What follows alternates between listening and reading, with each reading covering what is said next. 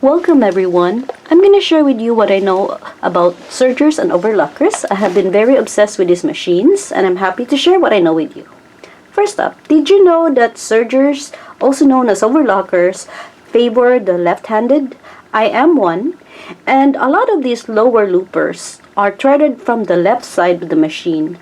In the past, I have threaded this for 3 hours, 1 day, 3 days, 7 days, obviously on and off. But my point is, I can keep going because I'm using my favored hand. And I also have a machine where it is for left-handed and right-handed people, and that's because of the design. I did once threaded a machine on and off for 7 days, and that was because there was a problem with the manual. They're not all correct.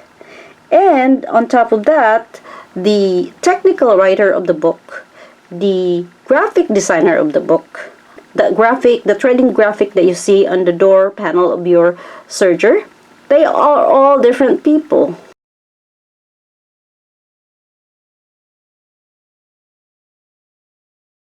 Combo machines have a lot of stitch settings and variables, and the learning curve can be very high. So I say avoid it if you can. I already have 2. These 2 that I have, I put them on dedicated stitches, which means that all the other stitches that comes with the machine are rendered useless because I come to realize comfort is more important to me than the bells and whistles of the machine.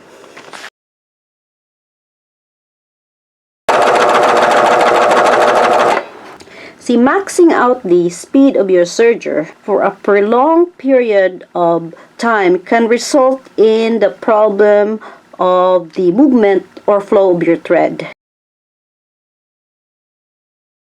I already know that sergers can be a puzzle, but some days serger can reach to a new height, which I would call sorcery or witchcraft, because there were times when I could not figure it out. I was cracking my head how to solve it, only to realize that it could have been a couple of threads that merge or a missed path that I forgot to rethread. It's just the silliest reason. So, with this kind of puzzle and grueling mystery, I sometimes think that sergers and overlockers come with sorcery and witchcraft. Combo machines can cause sewing burnout. Changing the needle, replacing the needle, removing the thread, putting the thread back, it's all distracting. And on top of that, you will find yourself jumping steps on your sewing project. It's gonna be a balancing act of saving yourself time by not changing the stitch setting versus disrupting your stitch process by jumping from, let's say, step 5 to step 8 just because you want to save yourself time. If you don't own a combo machine, you may not understand what I'm trying to say, but if you have one, you know exactly what I'm trying to say. Buying specialty machines are worth it. A dedicated machine for a rolled hem, a cover stitch machine, a 3-thread combo, perhaps for a picot stitch, are still worth it.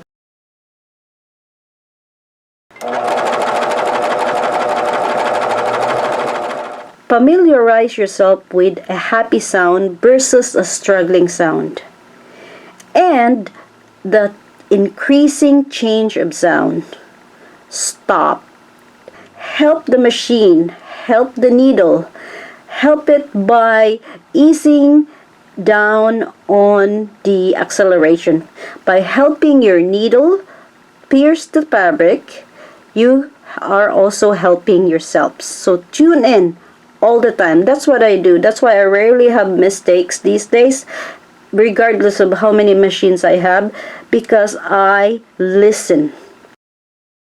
Did you know that many manufacturers of sewing and serger machines, especially if they are manufactured in Asia, they tend to swap brands. Like this brother, I've seen this in a Husqvarna. This Janome, I've seen this as a Juki. And I've seen this white speed lock as a baby lock.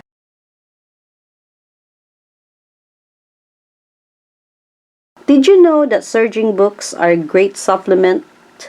But once you do the actual surging, almost all of them, what you learned, what you read, goes out the window. Because reading it, absorbing the information, and doing it are two completely different thought process. You can organize your serger stitch settings by writing it down. Just to get yourself a grip and understanding, to write it down. There's different formats of doing this. Do what's comfortable for you.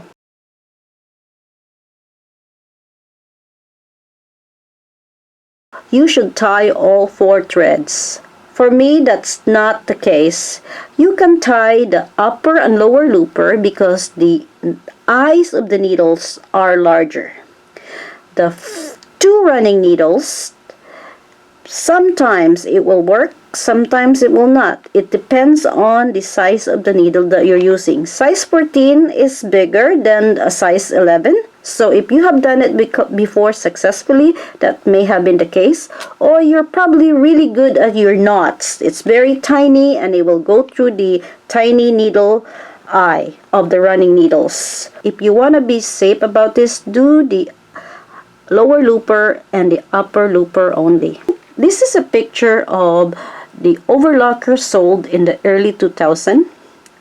And if you notice, there's a brother serger here, and this design is still sold nowadays, with a few variations on the armhole sizes, but the main frame is the same. And you have a problem with the machine, you call customer service, and they may pretend that they don't know what you're talking about. They have sold this unit for 2 decades. This design is very efficient for constant use. However, small sergers are very difficult to thread, especially the lower looper. The mechanisms are so close together. But one thing I can tell you, they're very efficient because the thread travels the least distance compared to a larger serger. Why do you get a ladder stitch when you did not intend to? Most instruction manuals will tell you that you have not adjusted your settings or tension dials. That may be true, but the other thing they didn't tell you is the type of material that you're using. There's fabrics that are flat, they call it fabric with no pile. That has a higher pile, you will barely notice these kinds of problems. So, some projects you just let it go because this is actually inherent with the calibration of the overlocker or the serger. Just get the correct thread match, or use your sewing machine, or just some days just let it go, because at the end of the day, who's really gonna stare at your stitches? The threading diagram on your serger can be your friend or can be your enemy. The reason why I say that, because I have a lot of machines and I have memorized threading most of them. And some days I glance at these diagrams and it's confusing to me. These graphics are not correctly done. I have a very easy to thread serger and the graphic managed to confuse me. If you have experienced problems with threading your machine and you're looking at the guide and you're reading the manual, maybe you have heard someone from YouTube and you're combining all of this information in your head, that threading panel on the door of your serger can be a deterring factor why you're still confused. I'm gonna wrap this up and I hope you learned something from this video, and thank you so much for watching.